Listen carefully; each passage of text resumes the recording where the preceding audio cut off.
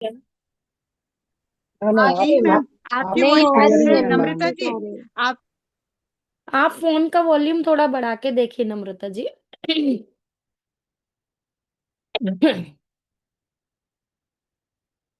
Hello.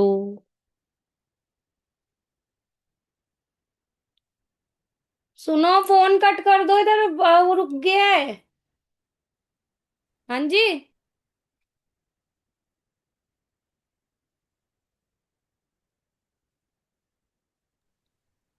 अब आ रही है आवाज मेरी? मैम आपकी आवाज ठीक ही जा यस रही मैम। है।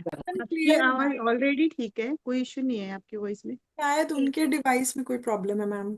हाँ हाँ, ठीक है, चलिए कोई नहीं, अब हम स्टार्ट करते हैं। हमारा जो आज का टॉपिक है वो है ध्यान। ठीक है, ध्यान से हम क्या समझते हैं आज ये जानेंगे। तो पहले तो जान लेते हैं कि ध्यान शब्द कहाँ से आया है। ध्यान शब्द जो है संस्कृत के ध्याई शब्द से आया है। संस्कृत में एक शब्द होता है ध्याई, जिसका अर्थ होता है सोचना। मतलब जिस पे हम सोच विचार करते हैं, वहां से ध्यान आया है। जिस चीज पे हम सोचते हैं, सोचने को ध्यान कहा गया है संस्कृत के शब्द से। भगवत गीता के अनुसार ध्यान क्या है?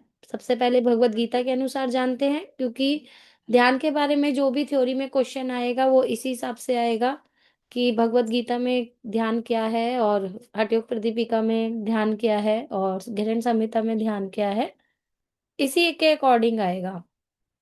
ठीक है, और अगर कोई जनरल क्वेश्चन आएगा तो वो नॉर्मल सा क्वेश्चन आएगा जिसे आप इजीली टैकल कर पाएंगे, समझ पाएंगे।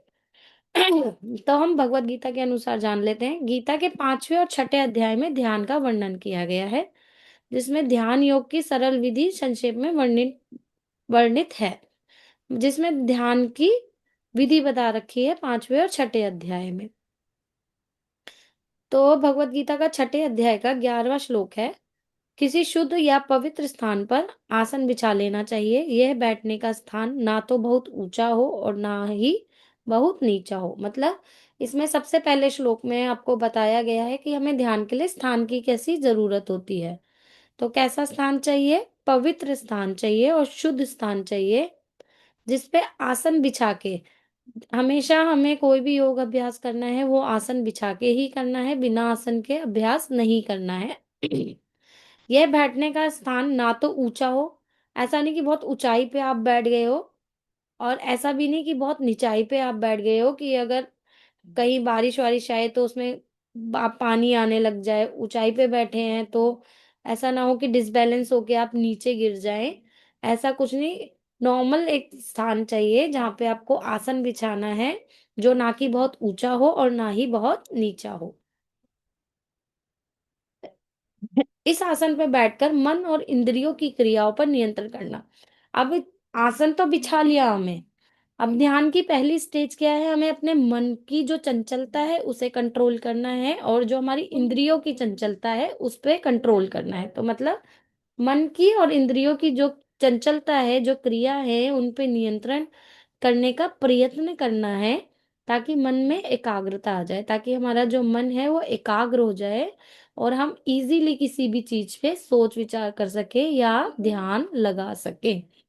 ठीक है, फिर अंतकरण की शुद्धि के लिए ध्यान योग का अभ्यास करें। फिर जब हमारा हमारे मन पे और हमारी इंद्रियों पे कंट्रोल हो जाएगा, फिर हम अपने अंतकरण की शुद्धि करेंगे। मतलब अपने अंदर को शुद्ध करेंगे, जो हमारे मन में क्या चल रहा है उसकी शुद्धि करके हमें ध्यान की ओर जाना है, उसका अभ्यास करना है। छठे का 13वां श्लोक है, उसमें बताया गया है, इस हेतु काया सिर व गले का समान व अचल स्थिर रखकर सुखासन में बैठना है। मतलब जो हमारी काया है, ये हमारी काया है, जो शरीर है हमारा, जो सिर है गला है, उसे एक समान में रख के बिना हिलाए, मतलब स्थिर रखना है।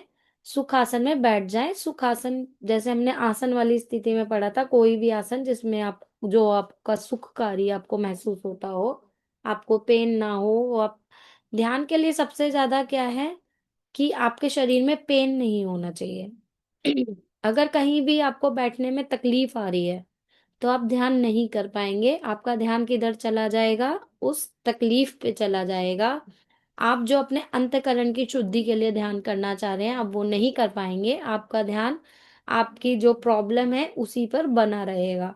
तो सबसे इसीलिए जो है ध्यान को समाधि से पहले वाली अवस्था में रखा गया है। मतलब जैसे हम यम नियम आसन प्राणायाम धारणा ध्यान पे आते हैं ना, तो इसलिए पहले बोला है कि अपना सामाजिक व्यवहार, अपने विचार ये सब संभालिए, फिर अपने शरीर को दृढ़ कीजिए और अपने प्राणायाम के द्वारा अपनी जो है श्वास को लघु बनाइए, मतलब लंबा बनाइए। उसमें हल्का, शरीर में हल्कापन महसूस कीजिए ताकि आप इंद्रियों को प्रत्याहार के द्वारा इंद्रियों को नियंत्रण कीजिए। धारणा के द्वारा मतलब चीजों को धारण करना सीखिए, तब आप ध्यान की अवस्था में आ सकते हैं, ध्यान तक आप जा सकते हैं।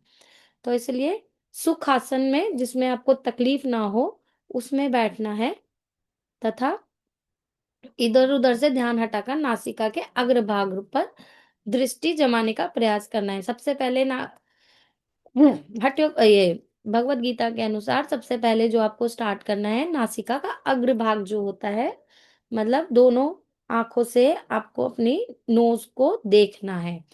नोज टिप पे देखना है, उसका प्रयास करना है। श्लोक नंबर 6.14 में बताया गया है, शांत मन वाला भय रहित, मतलब जिसका मन शांत है और जो भय मतलब डर से रहित है, जिसको किसी चीज का डर नहीं है, ब्रह्मचारी के व्रत में स्थित है। उस टाइम पे जब आप ध्यान करते हैं और उससे पहले अगर आप ध्यान की अवस्था में जाने वाले हैं, आपको ब्रह्मचारी होना बहुत ज्यादा जरूरी है। आपको ब्रह्मचारी का व्रत करना है, ब्रह्मचर्य का पालन करना है। मन को संयम में रखते हुए योगी मुझ में चित्त वाला होकर स्थित हो। मतलब ये उन्होंने बोला है भगवान जी ने कि जो योगी है वो मुझ में चित्त लगाए। ऐसा योगी चाहिए जो ब्रह्मचारी का व्रत करे और भय से रहित हो और मन शांत हो। ऐसा होकर स्थिर बुद्धि वाला होकर ही स्थित रहे, जो ध्यान करने की स्थिति में आ सके।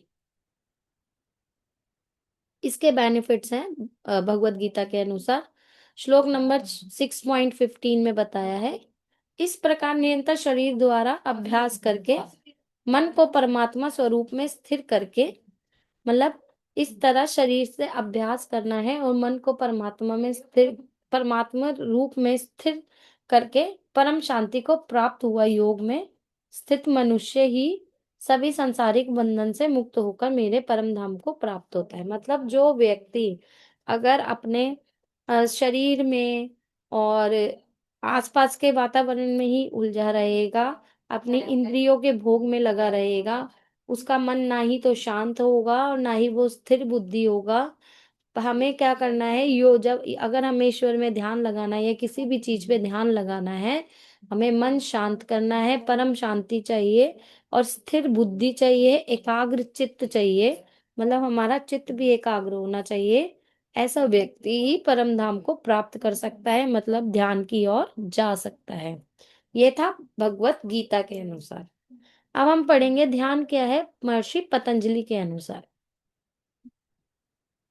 तो महर्षि पतंजलि ने ध्यान से पहले धारणा को बताया है। मन के विचारों के साथ सामंजस्य स्थापित करने की क्षमता धारणा विकसित करती है। मतलब जो मन के विचार हैं, आपके मन के विचारों पे जब कंट्रोल आ जाता है और आप उसके साथ अपना सामंजस्य स्थापित करते हैं, मतलब उसके साथ आप जब चलने लगते हैं, मन में जब आपके जो चंचलता है वो इधर उधर की जगह एकाग्र होने लगती है, मन स्थिर होने लगता है, तब मन और विचार एक साथ चलते हैं। कभी कभी क्या होता है, हमारे विचार अलग होते हैं और हमारा मन कुछ और कहता है। तो जब मन और विचार आपके एक साथ चलने लग जाते हैं, तब हम धारणा की स्थिति में आते हैं। और जब हम धारणा करनी चालू कर देते हैं, तब हम ध्यान की ओर बढ़ते हैं। देश बंधु चित्तस्य धारणा, तीसरे अध्याय का पहला श्लोक है। अपने चित्त को किसी भी एक स्थान पर, कोई भी एक स्थान हो सकता है, कुछ भी चीज हो सकती है, किसी आप मूर्ति पे ध्यान लगा सकते हैं या अपने शरीर के ही किसी स्थान पे लगा, जैसे आज्ञा चक्र में ध्यान लगा सकते हैं, मणिपूरक चक्र में लगा सकते हैं, हृदय में लगा सकते हैं, कहीं भी। उसको एकाग्र करना है, केंद्रित करना है, यह धारणा है। सबसे पहले जो है हम क्या करते हैं, अपने शरीर से ही ध्यान लगाना अभ्यास करते हैं। जब हमारा अभ्यास दृढ़ हो जाता है फिर हम कहीं भी ध्यान लगा सकते हैं, किसी भी एक बिंदु पर ध्यान लगा सकते हैं। तो महर्षि पतंजलि के अनुसार उन्होंने ये बताया है, अपने चित्त को किसी भी एक स्थान पर, चाहे नाभि हो या हृदय हो या माथा हो, माथा मतलब आईब्रो सेंटर, आपका जो आईब्रो सेंटर पे आज्ञा चक्र है वो, बांधना, लगाना, ठहरना, वहां पे रुकना, कुछ कुछ क्षण के लिए रुकना। ये अभ्यास लंबा नहीं होता, धारणा होती धीरे धीरे कुछ कुछ सेकंड के एकाग्रता से होती है। वहां पे एकाग्र करना, ध्यान को केंद्रित करना, कि अपनी एकाग्रता को केंद्रित करना ही धारणा कहलाती है। धारणा के बाद बताया है उन्होंने ध्यान। ये ना सीक्वेंस है। अब जैसे आपसे कोई अष्टांग योग पूछेगा, सॉरी, आप आगे पीछे नहीं बता सकते हो उसको, आपको उसके अनुसार ही बताना चलेगा पड़ेगा। यम नियम आसन प्रत्याहार प्राण सॉरी यम नियम आसन प्राणायाम प्रत्याहार धारणा ध्यान समाधि, ये सीक्वेंस है। इस सीक्वेंस को अगर आप ऊपर नीचे करोगे तो आप कंफ्यूज हो जाओगे समझने में। इस सीक्वेंस के अनुसार ही से याद करना है। तो धारणा के बाद ही इन्होंने ध्यान बताया है। जब हम मन को एकाग्र करना चालू कर देंगे, धीरे धीरे एक जगह पे केंद्रित करने लग जाएंगे, तब हम ध्यान की स्थिति में आने लग जाएंगे, हम ध्यान की ओर पहुंचने लग जाएंगे। ध्यान कोई ऐसे नहीं होता कि उठ के कहीं भी आप बस ध्यान आंख बंद करके बैठ जाओ तो ध्यान लग जाएगा। नहीं, ध्यान करने से पहले आपको प्रत्याहार और धारणा का अभ्यास करना पड़ेगा। प्रत्याहार मतलब इंद्रियों को उसके विषय से हटाना है, इंद्रियों में जो लालच होता है उस पे कंट्रोल पाना है, उसको बहुत ज्यादा भोगी नहीं बनाना इंद्रियों को। फिर जब इंद्रिया कंट्रोल में हो जाएगी तो आपका एक चित्त जो है एकाग्र होने लग जाएगा। आप धीरे धीरे अपने आईब्रो सेंटर पे या अपने हृदय प्रदेश में हल्क धीरे धीरे धारणा स्थापित करने लग जाएंगे, एकाग्र होने लग जाएंगे, फिर धीरे धीरे ध्यान की स्थिति तक पहुंचेंगे। जहां जिस स्थान पर भी धारणा का अभ्यास किया गया है वहां पर उस ज्ञान या चित्त की वृत्ति की एक रूपता या उसका एक समान बने रहना ही ध्यान कहलाता है। अब जहां जहां मान लीजिए आपने जैसे आ, ये आईब्रो सेंटर पे ध्यान लगाया, अपने आज्ञा चक्र पे धारणा स्थापित करी, अब उसी धारणा को और गहरा कर देना, वो स्थिति क्या बन जाएगी, ध्यान बन जाएगी। हृदय प्रदेश में अनाहत चक्र में आप अगर आपने धारणा स्थापित करी, वहां पे अपने चित्त को एकाग्र करना चालू करा, जब वो एकाग्रता और गहरी हो जाएगी और बढ़ जाएगी, आप और अंदर तक जा पाएंगे, उसे महसूस कर पाएंगे, मतलब बिना कान लगाए अपनी धड़कन महसूस कर पाएंगे। तो वो ध्यान की स्थिति में चला जाएगा, वो और गहरा हो जाएगा और ध्यान की स्थिति में पहुंच जाएगा। ये है ध्यान। इसका जो रिजल्ट आता है इन्होंने बताया है पहले अध्याय के 40 सूत्र में, जब मन सबसे छोटे आकार के साथ साथ सबसे बड़े आकार पर भी स्थिर होने की शक्ति विकसित कर लेता है, तब मन नियंत्रण में आ जाता है। मतलब इन्होंने बताया है कि जब मन एक छोटे से अणु के साथ साथ एक विशालकाय पर्वत पे भी स्थिर हो जाता है, मतलब छोटे से बड़े तक किसी पे भी स्थिर हो जाए, वो जो है तब मन नियंत्रण में आ जाता है और आपकी जो मन शक्ति है वो बढ़ जाती है, शक्ति विकसित हो जाती है, तब हम ध्यान की ओर बढ़ जाते हैं, तब हम किसी भी चीज पर ध्यान लगा सकते हैं। क्या जैसे अपने तो हमारे सनातन धर्म में कण कण में ईश्वर को बताया गया है, तो वो इन्हीं चीजों को ध्यान लगाया कि छोटे से अणु पे भी ध्यान हो सकता है, बड़ी से बड़ी चीज पर भी ध्यान हो सकता है। तो जब मन छोटे से लेकर बड़े तक के आकार पर किसी पे भी स्थिर हो जाए, शक्ति विकसित कर लेता है, तब मन नियंत्रण में आ जाता है, हम ध्यान की स्थिति में जा सकते हैं। ये बताया है महर्षि पतंजलि ने। ठीक है, अब हम पढ़ेंगे गैरेंट संहिता के अनुसार ध्यान। अधिकतर क्वेश्चन इसमें से आते हैं। गैरेंट संहिता में ही 3 तरह के ध्यान का वर्णन किया गया है, सूक्ष्म ध्यान, स्थूल ध्यान और ज्योतिर्ध्यान करके। तो ये याद कर लीजिएगा आप, इनके नाम पूछे जाते हैं, प्रैक्टिकल में भी पूछे जाता है, थ्योरी में भी पूछा जाता है, क्योंकि ध्यान का जो क्वेश्चन है अधिकतर गैरेंट संहिता से ही आता है। ये जो है इसमें से ये आ सकता है कि ध्यान का क्या है, मतलब रिजल्ट क्या है, उसका बेनिफिट पूछ सकते हैं, या उसका क्या कंक्लूजन निकला है ये पूछ सकते हैं। बाकी जो मेन क्वेश्चन आते हैं ग्रहण संहिता में से आता है। तो ग्रहण संहिता में क्या है, सप्त साधनों का वर्णन किया गया है, जैसा कि हमने पहले पढ़ा था, मैंने बताया भी था। उसमें सबसे पहले स्थान पे रखा गया है षटकन। ठीक है, सीक्वेंस है ये, देखो ये भी सप्त साधन जो है सीक्वेंस में है। सबसे पहले शरीर की शुद्धि होगी षटकन के द्वारा, फिर आसन से दृढ़ता आएगी, ठीक है, फिर मुद्रा से एकाग्रता आएगी, फिर प्रत्याहार से सॉरी प्रत्याहार से एकाग्रता आएगी, प्राणायाम से लघुता आएगी, फिर ध्यान की स्थिति आएगी, फिर समाधि की स्थिति आएगी। तो ये सीक्वेंस है, इस सीक्वेंस में ही इसको याद करना है। अगर पूछा जाता है कि सप्त साधन या सप्त घट, सात घटकों के नाम, जैसे कि मैंने बताया था कि गिरण संहिता में घट किसको बताया गया है, शरीर को। ठीक है, तो ये 1 नंबर का क्वेश्चन होता है कि घट क्या है, घट है शरीर। गिरण संहिता के अनुसार शरीर को किससे संबोधित किया गया है, घट से।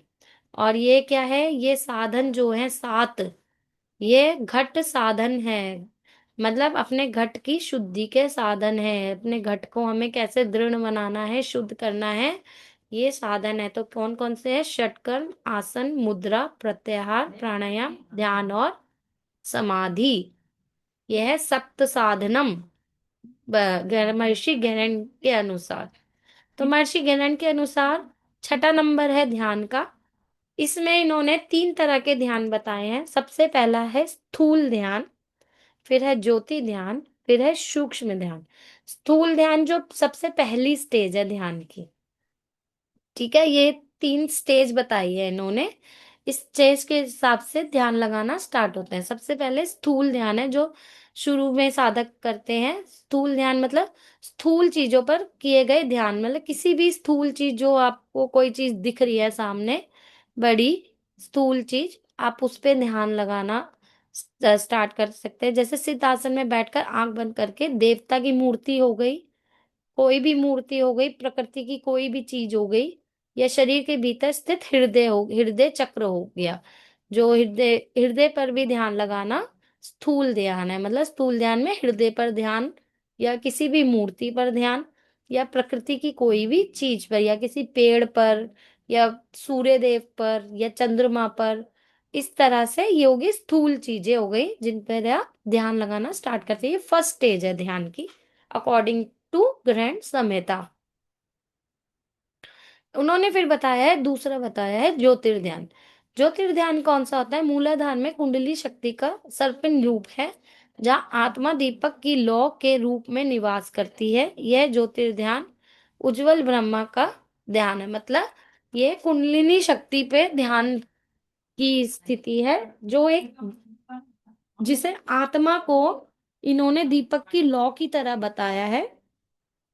उस लौ को ही समझ के इसको ज्योतिर ध्यान बताया गया है, मतलब ज्योति ध्यान बताया गया है।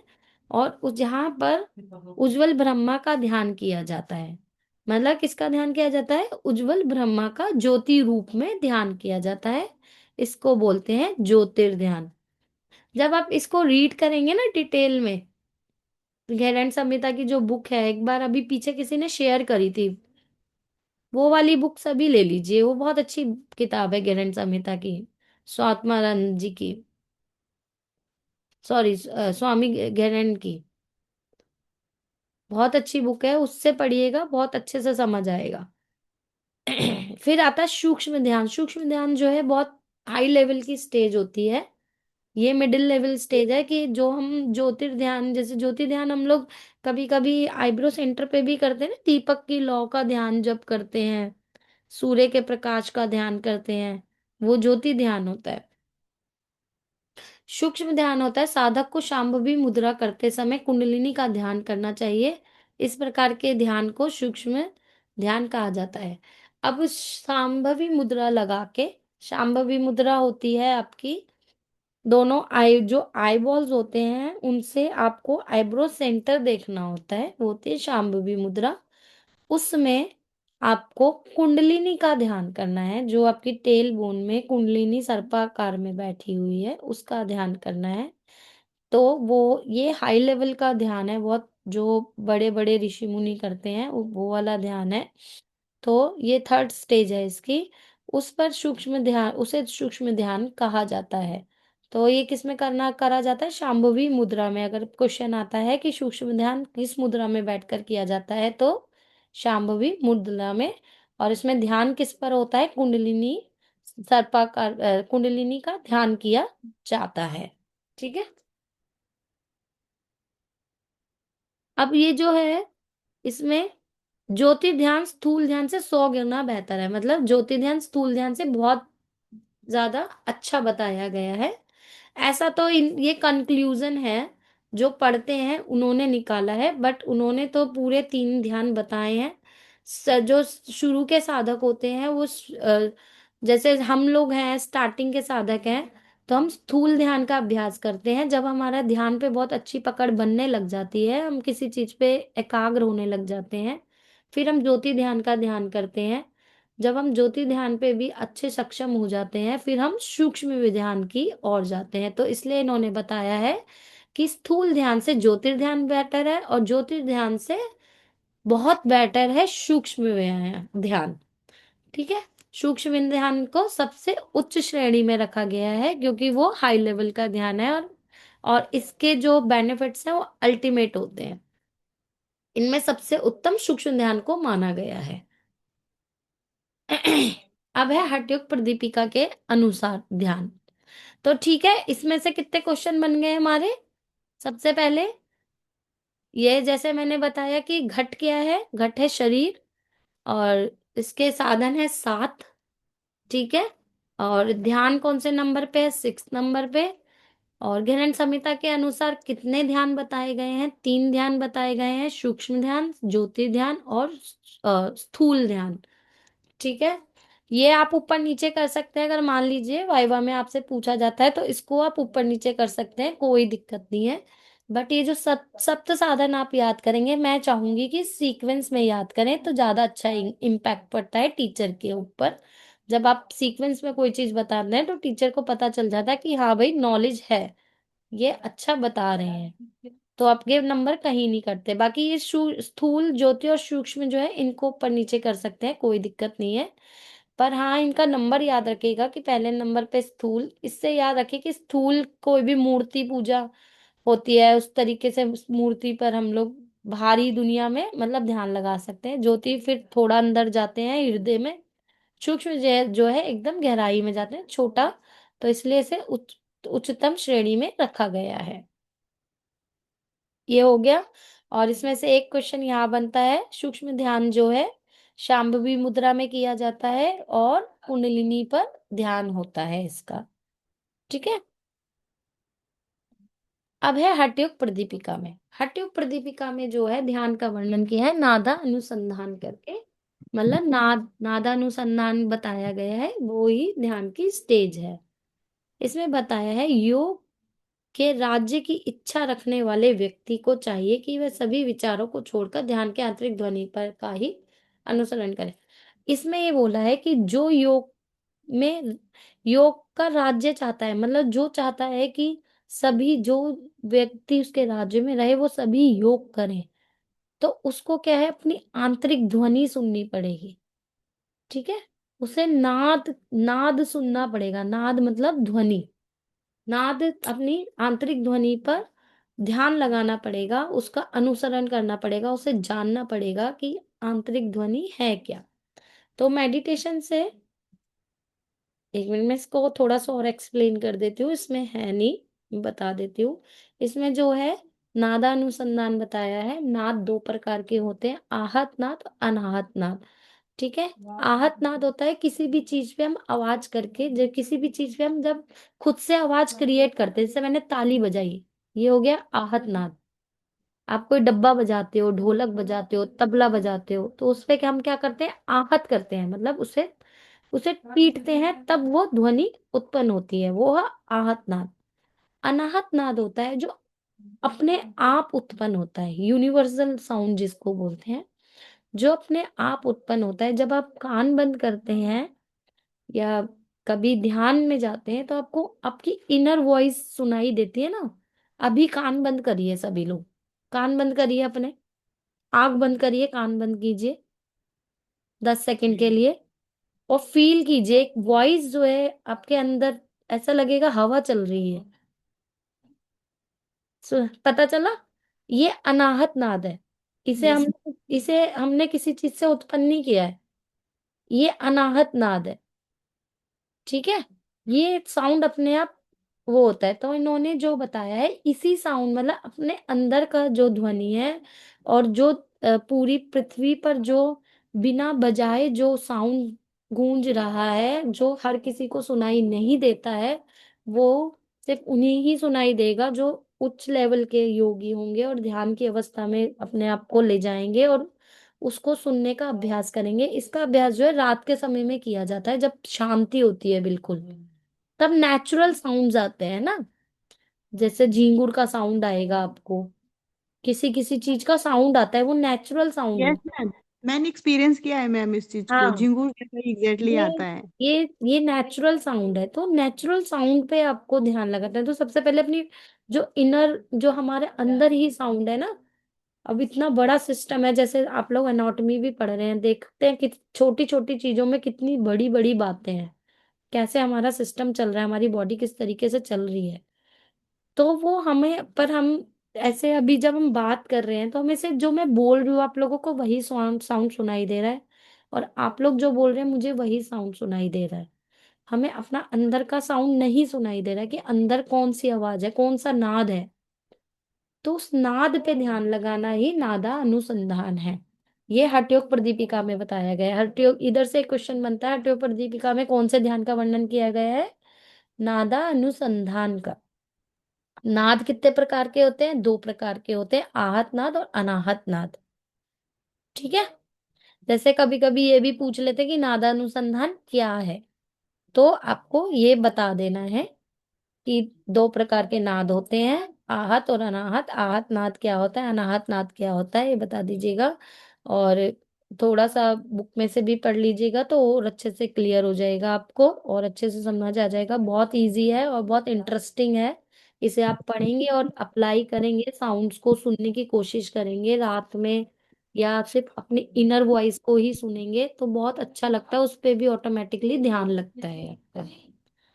मैम मतलब अगर कभी ओंकार जप करते हुए अगर ध्यान हाँ, लगाए तो वो आहत नाद हो गया, क्योंकि हम लोग ओंकार को नहीं, मतलब पूरा। लेकिन अगर आप बोल के ओम का एक वो कर रहे हैं तो वो हाँ आहत बोल। नाद हो गया, है ना। एक होता है मानसिक जाप करते हैं हम ओम का, मानसिक चलता है, हम मुंह से नहीं बोलते हैं, बट अच्छा।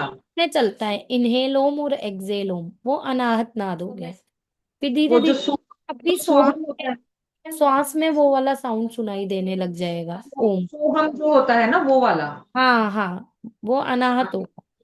अच्छा आप अच्छा। मुंह से नहीं बोल रहे हैं, बट आपका मन में चल रहा है हाँ मैम वो ठीक है, समझ। आपके। ये मैम अभी एक स्टूपिड मुंह से क्वेश्चन। बोलने के लिए हम क्या कर रहे हैं, हम अपने लिप्स को टच कर रहे हैं और अपनी टंग को टच कर रहे हैं, तो वो आहत नाद हो गया ना। अब जब आप इनर मन में बोल रहे हैं तब आप सिर्फ वो आंतरिक ही है, वो बाहर नहीं आ रहा है, वो मन में ही है, आपको ही पता है। आहत नाद तो सबको सुनाई देता है, अनाहत नाद नहीं हम्म। सुनाई देता। हाँ जी, वसुधा जी बोलिए। मैम एक स्टूपिड क्वेश्चन है, जैसे कोई शांति से बैठा है तो उसको अपना ही धड़कन सुन रहा है या महसूस हो रहा है, तो वो अनाहत होगा? हाँ हाँ, अनाहत नाद होगा वो। अच्छा। बट हाँ, ये मतलब ये होता है मैम जनरली लोगों के साथ कि उनको अपना धड़कन बिल्कुल का होता है। देखिए, लोग ना, ये मैं तो इस चीज को पॉजिटिव लेती हूँ, बट लोग सोचते हैं हम स्ट्रेस में हैं, हम परेशान हैं, हम अकेले हैं। अकेला होना भी बहुत बड़ी चीज है। आजकल लोग अकेले हो नहीं पाते हैं। ठीक है, अकेलेपन को एंजॉय किया करो, अकेले होना परेशान होने वाली बात नहीं होती है। मैं तो बहुत इंजॉय एंजॉय करती हूँ मैम, दुनिया एंजॉय शांत वाली नहीं चीज होने होती है देती। कि हम अपने आप को समय दे पाते हैं अकेले होकर, नहीं तो हम अपने आप को समय नहीं दे पाते हैं। सही। तो उस चीज में अगर आपको अपनी धड़कन सुनाई दे रही है, आप अपनी श्वास को फील कर पा रहे हो, इससे अच्छी बात और क्या हो सकती है। उसी पे आप ध्यान लगाना चालू कीजिए, उसी धड़कन में ओम का ध्यान कीजिए, अपनी श्वास के साथ ओम जोड़ दीजिए मानसिक तौर पे। फिर देखिए वो जो क्रिया है आपकी, वो आपको अलग ही उसमें ले जाएगी, आपको अलग ही फायदा होगा उससे। वो सब कुछ चेहरे पे दिखने लग जाता है। जब हम इन चीजों का अभ्यास करते हैं और ये सब चीजें फील करने लगते हैं, इसका मतलब ये है कि आप सही ट्रैक पे हो। उसके लिए परेशान होने की आवश्यकता नहीं होती है। ठीक है। लोग उसको तब क्लिनिकली पैल्पिटेशन बोल देते हैं मैम। क्या है? वो तो तब एक अलग बात है। देखो देखो, अगर धड़कन का तेज होना वो अलग है ना, हार्ट बीट बढ़ी हुई है किसी परेशानी के कारण, कोई फिजिकल प्रॉब्लम के कारण, वो चीज अलग है, उस टाइम पे हमें अपना इलाज करना चाहिए। पर अगर आप एकदम स्वस्थ हो, कोई परेशानी नहीं है, आप फील कर पा रहे हो, अपनी श्वास को फील कर पा रहे हो, अपनी धड़कन को फील कर पा रहे हो। कभी कभी किसी किसी अभ्यास में हम लोग अपना ब्लड सर्कुलेशन भी फील कर पाते हैं। देखा है। मैम जब कुंभक में होता है मेरे साथ ऐसे, हाँ जब इनहेल करके जो कुंभक लगाते हैं हाँ, उसमें में होता फील है। होता है। और जब आप आसन करते हैं, मान लीजिए ताड़ासन, आपने 3 मिनट तक करिए, इसका अभ्यास 3 मिनट तक करिए, फिर धीरे धीरे हाथ वापस लाइए। आपको पूरा फील होगा कि आपके कंधों पे से आपका ब्लड आपकी फिंगर्स में आ रहा है। तो ये ध्यान की वजह से ही तो है, क्योंकि आपका पूरे टाइम ध्यान रहा आपके कंधों पे, पेन था। फिर जब धीरे धीरे आप आते हो तो आपको एक एक ऐसा लगता है कि नल है जैसे अंदर, नली में से ब्लड आ रहा है नीचे, पूरा फील होता है। ठीक है। इतना इसके कंसंट्रेशन होगा मैम आपका, जो आप 3 मिनट ताड़ासन कर रहे हो, 10-15 सेकंड में सब छूट जाता है। कैसे करते हैं मैम तीन नहीं मिनट नहीं, हो जाता है, अभ्यास से सब कुछ होता है। अभ्यास से सब कुछ पॉसिबल है। देखिए, बच्चा जब छोटा बच्चा होता है, उसको तो बैठना भी नहीं आता ना, कैसे बिठाते हैं आप, है ना। अधिकतर आप लोग मदर हैं इसमें, और फादर भी हैं। तो जब बच्चा ग्रो होता है, को कुछ भी नहीं आता, पर वो बैठने का अभ्यास करता है। हम उसे बिठाते हैं, पहले टांगे खोल के बैठाना चालू करते हैं कि उसका बेस बन जाए, फिर उसके हाथ टिका देते हैं नीचे कि अपने हाथों के सहारे से बैठना सीखे। फिर धीरे धीरे अभ्यास से वो खुद ही अपने हाथ हटा देता है, वो पैरों की, खुले हुए पैरों से चौकड़ी बांधना स्टार्ट कर देता है ना। कुछ तो सिद्धासन में बैठते हैं बच्चे, कुछ उसमें बैठते हैं, गोरक्षासन में बैठते हैं, मैंने देखा है बटरफ्लाई पोज में बैठते हैं बहुत सारे बच्चे। तो वो खुद ही करते हैं ना, अभ्यास से करते हैं, क्योंकि उन्हें कुछ आता नहीं है उस टाइम, वो सीख रहे होते हैं। जो ये हमारी सीखने की क्षमता होती है ना, ये हमें बहुत आगे ले जाती है। अगर हमारी सीखने की क्षमता खत्म हो जाएगी ना, हम कहीं को कहीं नहीं जा पाएंगे, फिर नहीं सीख पाएंगे, हम कुछ कर ही नहीं पाएंगे। इसलिए हर चीज में, हर हर चीज में सीखना चाहिए। अगर आपका अभ्यास 15 मिनट 15 सेकेंड्स का है, तो थोड़ा सा एफर्ट करके 20 सेकंड का अभ्यास कीजिए, 5 सेकंड का एफर्ट और लगा दीजिए उसमें। फिर देखिए उस वो अभ्यास चेंज हो जाएगा आपका, कब आप 1 मिनट पे पहुंच जाओगे पता ही नहीं चलेगा आपको। ठीक है। मेरा तो, मैं जब मतलब मैंने योग करना स्टार्ट किया था, मेरे शीर्ष आसन की मेरी 3 मिनट की होल्डिंग थी शुरू से ही। मैंने उसका अभ्यास ही इस हिसाब से करा था, क्योंकि मेरा शरीर हल्का था उस टाइम पे, और लगन थी, सीखना था, करना था, इसमें कुछ जुनून सवार था। हर आसन की 3-3 मिनट की होल्डिंग थी। फिर हो जाता है, सब कुछ अभ्यास से ही होता है। ठीक है। चलिए आगे बढ़ते हैं। इसका जो सामान्य लाभ है मेडिटेशन के, जो सामान्य भाषा में कहेंगे, मेडिटेशन से तन और मन दोनों का फायदा मिलता है। ये तो सभी को पता है कि फिजिकल और मेंटल दोनों तो तरीकों से हम स्वस्थ होते हैं मेडिटेशन करने से। एक चीज मुझे और प्रॉब्लम लगती है, आजकल लोग एडवाइस बहुत देते हैं। जैसे मान लीजिए किसी को भी, क्योंकि योग जो है ये इंस्टा वगैरह से बहुत फेमस हो गया है, तो किसी को ये नहीं पता कि ध्यान ऐसे ही नहीं होता है। किसी को थोड़ा सा भी स्ट्रेस है तो बोल देते हैं आप मेडिटेशन किया कीजिए। अरे मेडिटेशन तक पहुंचने का भी तो प्रोसेस है, उसे कौन करेगा। है ना। सीधा आप 7वीं सीढ़ी पे नहीं जा सकते हो ना, पहली सीढ़ी तो चढ़नी पड़ेगी, शुद्धि करनी पड़ेगी, शुद्धि के बाद दृढ़ता लानी पड़ेगी, फिर लघुता लानी पड़ेगी, फिर आपको एकाग्र होना पड़ेगा। तो मतलब लोग किसी को जैसे स्ट्रेस में कोई बंदा है उसे बोल देते हैं मेडिटेशन करिए। मेडिटेशन सीखना पड़ेगा, मेडिटेशन तक जाने का अभ्यास करना पड़ेगा, शरीर को स्वस्थ करना पड़ेगा, तभी तो मेडिटेशन कर पाएगा। अब सांस लेने में परेशानी हो रही है, मेडिटेशन में कैसे बैठेगा इंसान। तो मेडिटेशन तक जाने के लिए जो उससे पहले के साधन बताए गए हैं उनका भी अभ्यास बहुत ज्यादा जरूरी है। जब हम फील्ड में उतरते हैं, ये तो चलो अभी जो हमने पढ़ा सब किताबी बातें हैं, जब हम फील्ड में उतरेंगे तब भी आपको जब मेडिटेशन कराना होगा तो पहले आप उन्हें उनके शरीर से सुस्ती भगाओगे ना। सुस्ती आएगी तो कैसे मेडिटेशन में बिठा दोगे, तो सो ही जाएगा, वो मेडिटेशन नहीं करेगा, वो खराटे मारता हुआ नजर आएगा थोड़ी देर बाद, आंखें बंद करके। है ना माधुरी जी, नींद आ रही है?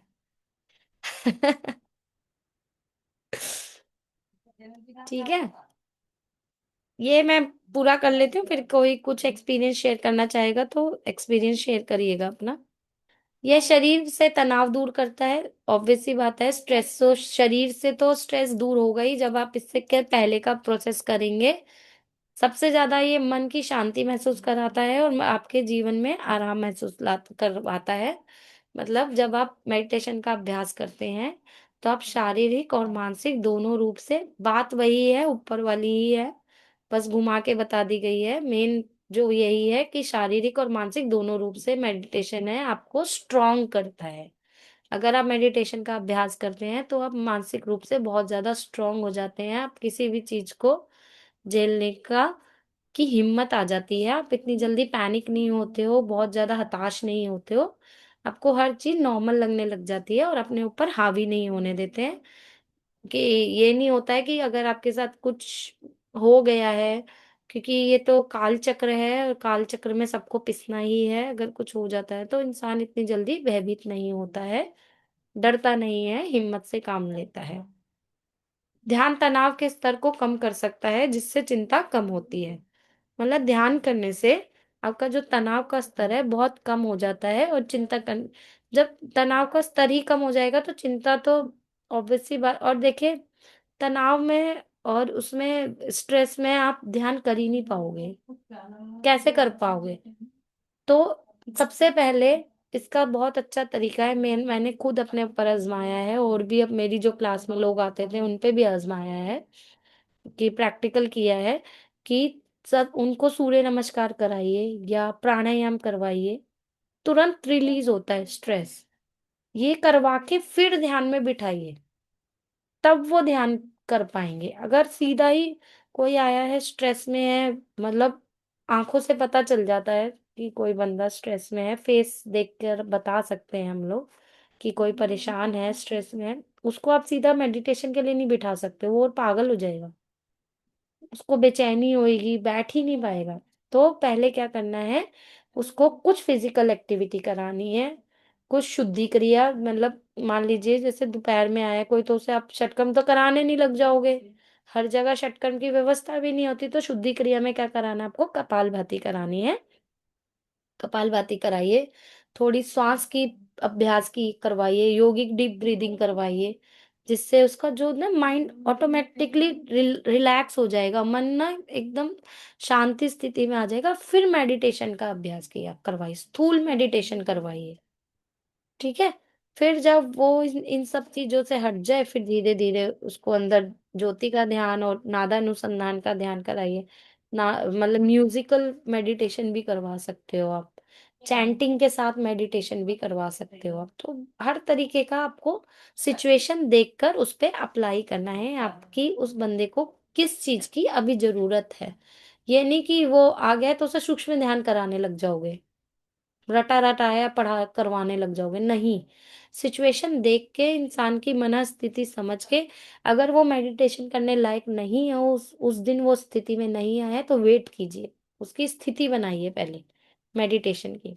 उसे योगाभ्यास करवाइए, सूक्ष्म व्यायाम की करवाइए, सूर्य नमस्कार करवाइए, आसन करवाइए, प्राणायाम करवाइए, फिर जाके धीरे धीरे ध्यान की तरफ लाइए, प्रत्याहार करवाइए उसको। प्रत्याहार भी बहुत अच्छा सोर्स है ध्यान करने का, उसमें भी ध्यान किया जाता है, दीपक की लौ के साथ करवाइए, तब भी ध्यान बहुत अच्छा हो सकता है।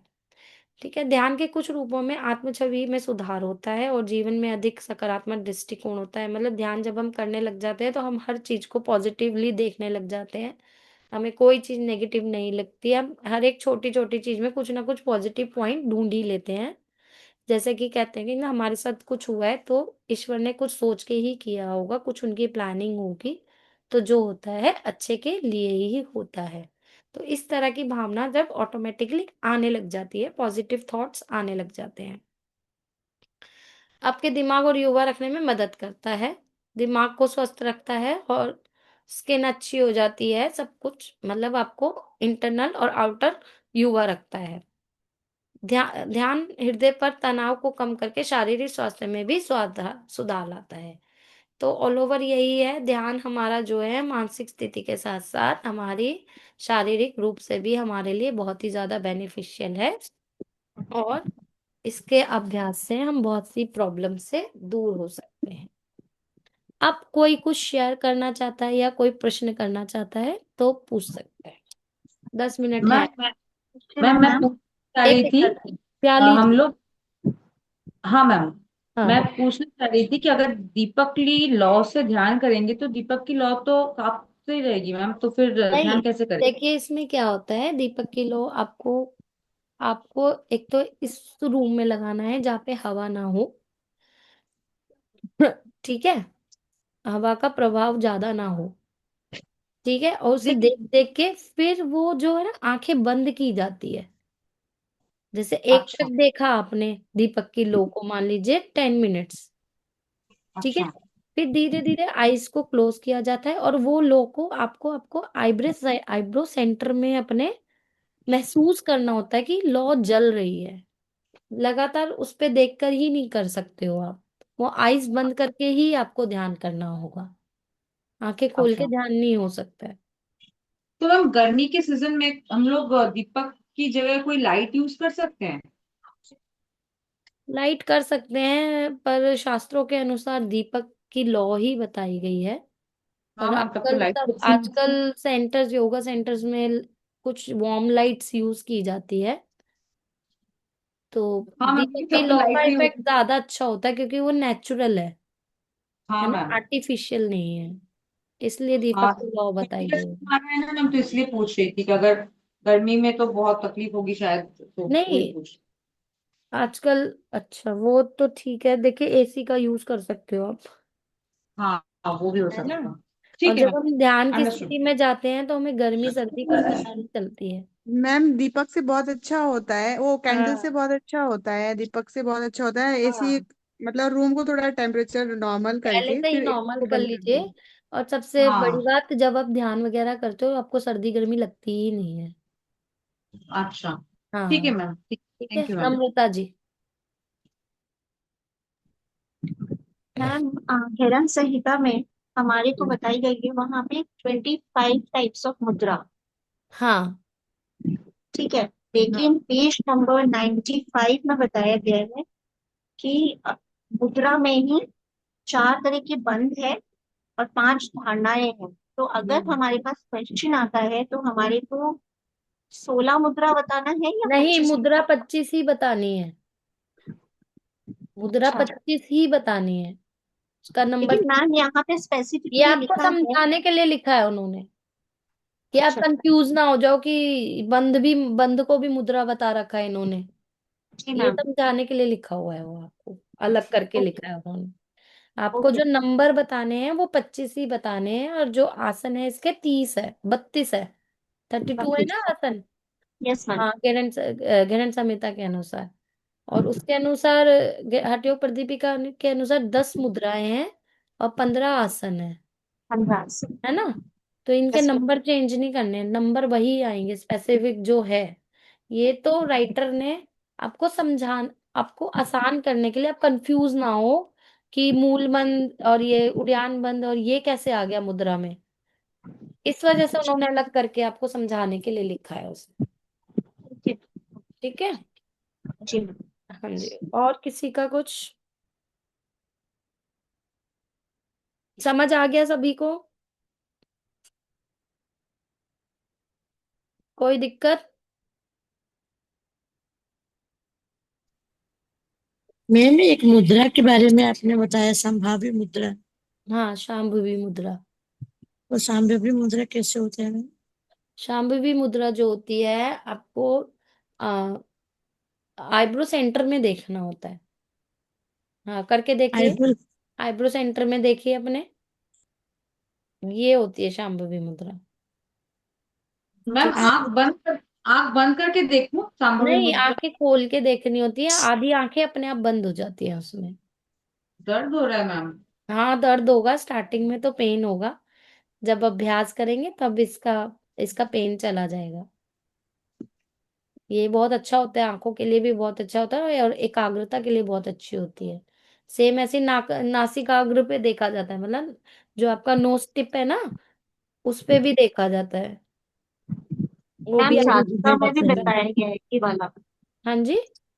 चातुका जो करते हैं अपन चातक, हाँ, त्राटक। उसमें भी बताया गया है। हाँ, त्राटक में क्या होता है, पहले दीपक की लौ देखनी होती है, फिर शांभवी मुद्रा करते हुए आईज क्लोज की जाती है। ये होता है उसमें, फिर दीपक की लौ को अपने आज्ञा चक्र में महसूस किया जाता है, मैम वहां वो ना देखने का। दिखती भी है मुझे, मतलब मैम वो फील होता है हल्का सा। बिल्कुल बिल्कुल, ये सब प्रैक्टिकल की चीजें हैं, आपको यस करके मैम, मुझे देखना फील पड़ेगा। हुआ था वो, होता लाइक है, फील होता है, मूव सब कर कुछ रहा है। दिखता है। अब जैसे योग निद्रा आप करोगे ना, योग निद्रा करवाते हैं आपको प्रैक्टिकल में, बिल्कुल फील होता है, जैसा इंस्ट्रक्शंस मिलेगी ना वो सब फील होगा, आपको सब कुछ फील होगा। Yes ma'am. वो मैम मैं अपनी बोलेंगे। क्लास में करवाती हूँ ये। हाँ बिल्कुल, योग निद्रा तो बहुत अच्छी है। जैसे कोई स्ट्रेस का बंदा आता है, कुछ है, बहुत ज्यादा स्ट्रेस में है, वो मेडिटेशन करना चाहता है, तो उसकी मैम जो है, आप स्टार्टिंग योग मुद्रा से, योग निद्रा से भी कर सकते